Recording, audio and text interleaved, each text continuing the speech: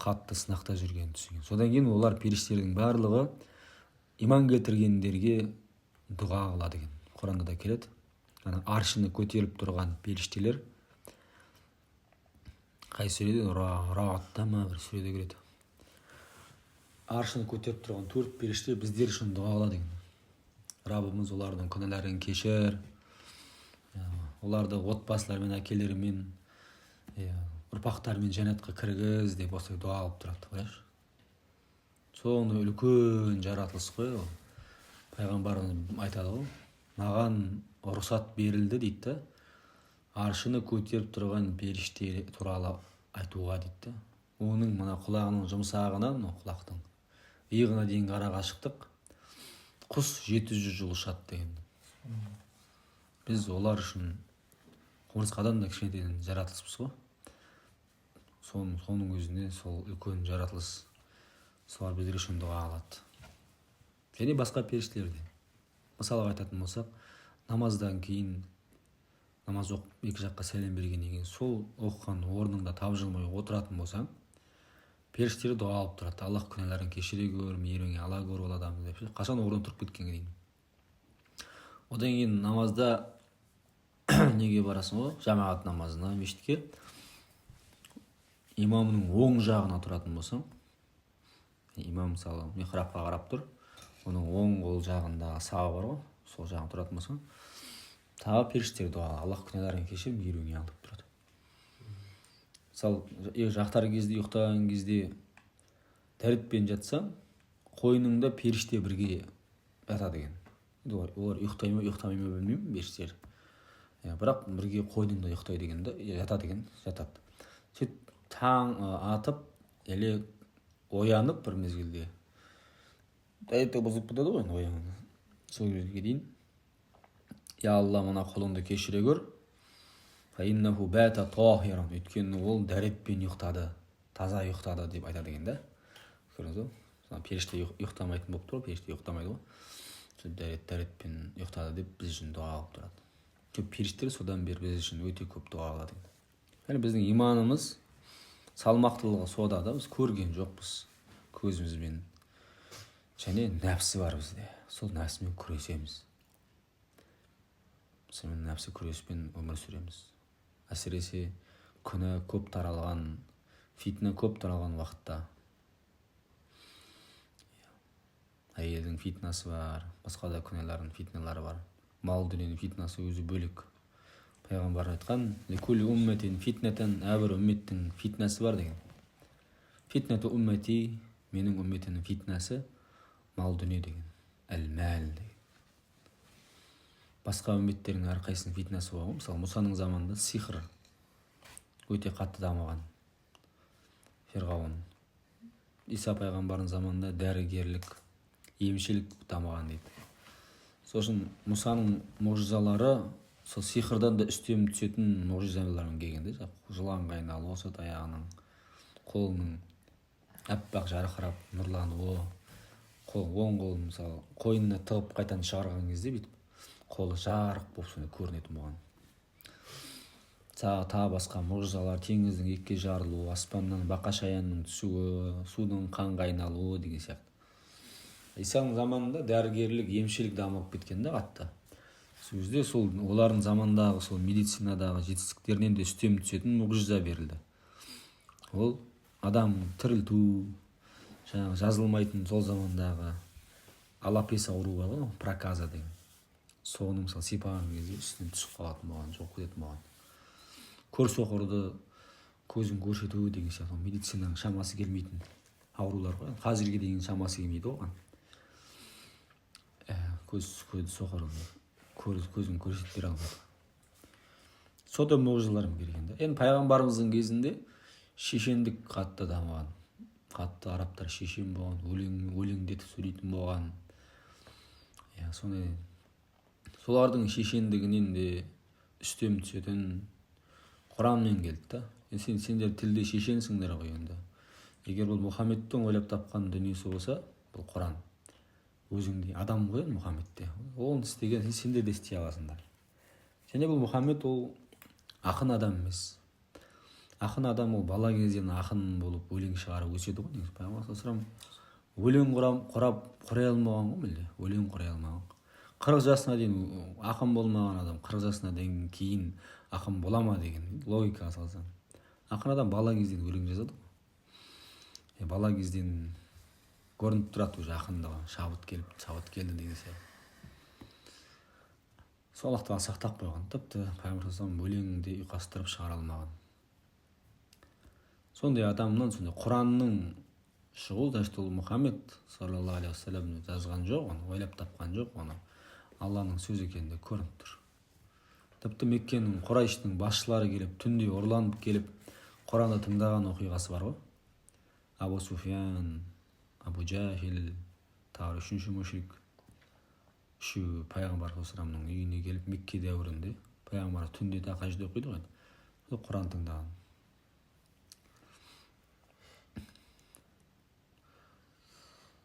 Сосын иманымызды азайып кетсе, иманым азайып кетті, иманым түсіп кетті, иманым әлсіреп кетті деп айта беруге болмайды. Иманды көтеру керек. Сахабалар сияқты жиналайық, отырсайық. Сосын отырысып жатқанымыз ғой енді. Бір адам, екі адам келсе де маған разницасы жоқ. Өйткені пайғамбарлардан артық емеспіз ғой біздер. Сондай пайғамбарлар болған қасында бір адам, екі адам. Хадисті білесіңдер, ұзақ хадис. 70 мың адам жәннатқа кіреді туралы хадис ше. Сол кезде пайғамбар деді, ғурида алейгел умам дейді. Маған үмметтер көрсетілді дейді. Мираж оқиғасында көрсетілген шығар. Мираж оқиғасында көкке көтерілген кезде пайғамбарларды, болашақта болатын оқиғаларды, қияметте болатын оқиғаларды көрсетілген ғой пайғамбарлар. Онда үмметтерді көрдім дейді. Бір пайғамбар бар, қасында бір топ адам, 10-20 адам ізіне ерген. Бір пайғамбар бар, қасында 2-3 адам. Бір пайғамбар бар, қасында бір-ақ адам. Бір пайғамбар бар, қасында адам жоқ та. Ізіне ешкім ермеген. Соның біреуі Ясин сүресіндегі бір қауымға бір пайғамбар емес, екі пайғамбар емес, 3 пайғамбар жібереді. Ва аззазна бисалисин деді.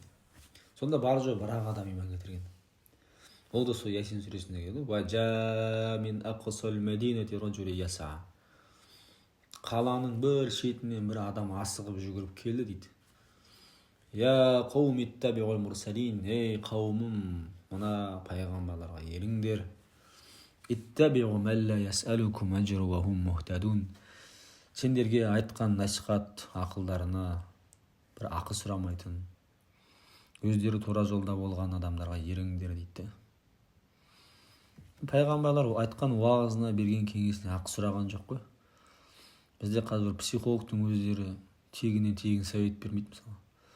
Ал дін өкілдері, имам, уағызшылар тегін совет беріп отыр. Соның өзін тыңдамайды адамдар. Ақша төлеп психологтарға барып жүреді.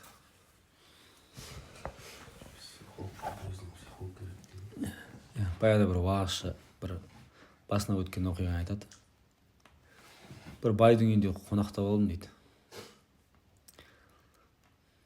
Оның әке-шешелері умраға барған екен да. Үлкен шал мен кемпір. Сонда умрада бұл уағызшы уағыз айтқан ғой. Сонда уағыз ұнап қалған да кемпір мен шалға. Кемпір мен шал жаңағы байдың әке-шешесі екен. Сонда неде бір молда бала бар еді, соны шақырайықшы деп соны шақырған екен. Содан жаңа бай келіп өзінің дүниесін айтып мақтанып бүйтіп отырған ғой. Соның басында бүкіл елді аузына қаратып. Содан Россияға бардым дейді. Психологқа жазылған ғой. Бір сеансы $10,000. Бір орысқа.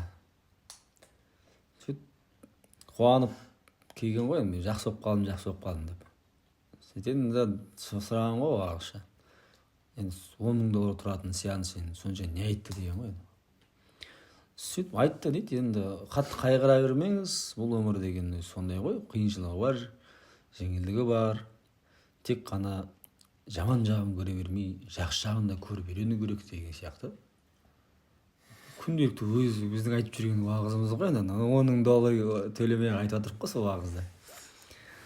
Сөйтіп жаңа уағызшы айтқан негізі дегенде исламда одан да керемет нәрсе бар дегенде.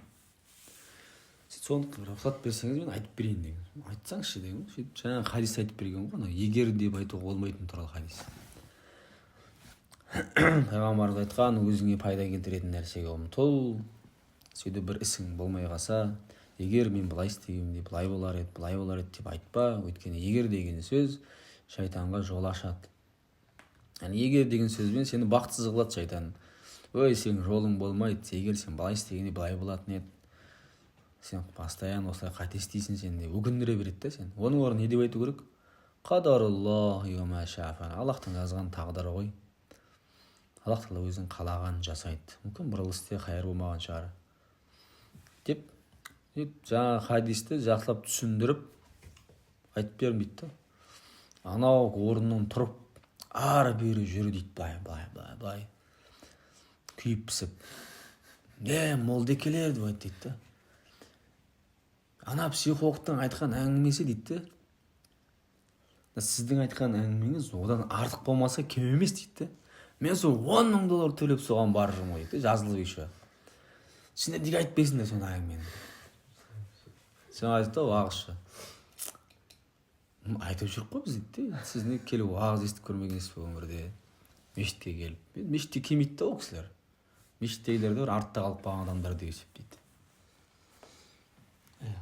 Келмей жүрме мешітке, білмеймін дейді, уағыз естімей жүрме. Оны тегін айтып жүріп қой, $10,000 емес. Ол да Ясин сүресін айтып отыр ғой, ақы сұрамайтын, өзде тура жолда болған адамға ергіңдер деп ше. Осы қарасақ, 3 пайғамбарға бір-ақ адам білескен да. Оны да халқы өлтіріп тастайды соңында. Сондықтан жиналып тұру керек.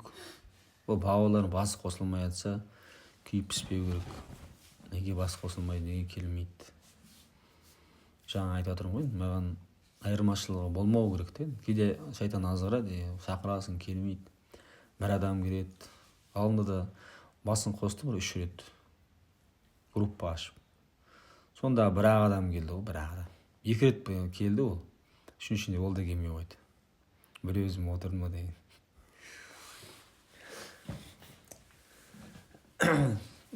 Дават солай болады өзі. Пайғамбарымыздың ізіне де ерген кезде бастапқы исламда бар жоғы 7-8 адам ғана мұсылман болған ғой. Оның жартысы құл. Сонда біреу әйел Хадижаның, біреу құл Зайд ибн Хариса, біреу бала Али, біреу ересек адам Абу Бакр. Одан кейін Билал иман келтірді, одан кейін Саад ибн Аби Ваққас, жап-жас жігіт еді ол. Тағы басқа сахабалар. Сосын дават айтып, жиналайық, бас қоса көрік. Иманымызды көтеруіміз керек. Ақшамызды көтеріп жатырмыз, баюға тырысып жатырмыз. Азаннан қара кешке дейін уайымымыз сол. Мал дүниені көбейту енді одан да маңызды болған иманымызды көтеруге тырысуымыз керек. Біздің азаннан қара кешке дейін уайымымыз, иманымыз болу керек қой. Ақыретіміз болу керек негізі. Имам Малик айтқан сияқты, сен қаншалықты мөлшерде ақыретті уайымдасаң, соншалықты мөлшерде жүрегіңнен дүниеге деген уайым кетіп қалады дейді. Соның керісіншесі, қаншалықты мөлшерде дүниені уайымдасаң, соншалықты мөлшерде ақыреттің уайымы кетіп қалады. Мысалға 100% деп алсақ, 70%-ын сен ақыретті уайымдайтын болсаң, 70% дүниенің уайымы жоқ та жүрегіңде. 30% бар. Азғандай. Керісінше 70% дүниені уайымдайтын болсаң, 70% ақыреттің уайымы жоқ кетеді. Бір ар жағына 30% бір уайым арасына келеді ақырет. Кішкене білім алу керек еді, иманды көтеру керек еді, тахаждке тұру керек еді, әке-шешемізбен қарым-қатынасын дұрыстауымыз керек еді, мінезімізді дұрыстауымыз керек еді, Құран оқуымыз керек еді деп арасында уайымдап қоямыз.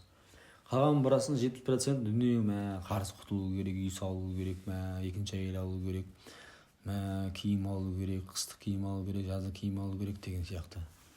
Сонда бір дүниеви уайымдар қаптап кетеді. Иманымызды көтеруге тырысайық. Дүниеде ең үлкен нығмет осы иман нығметі ғой. Одан артық нығмет жоқ.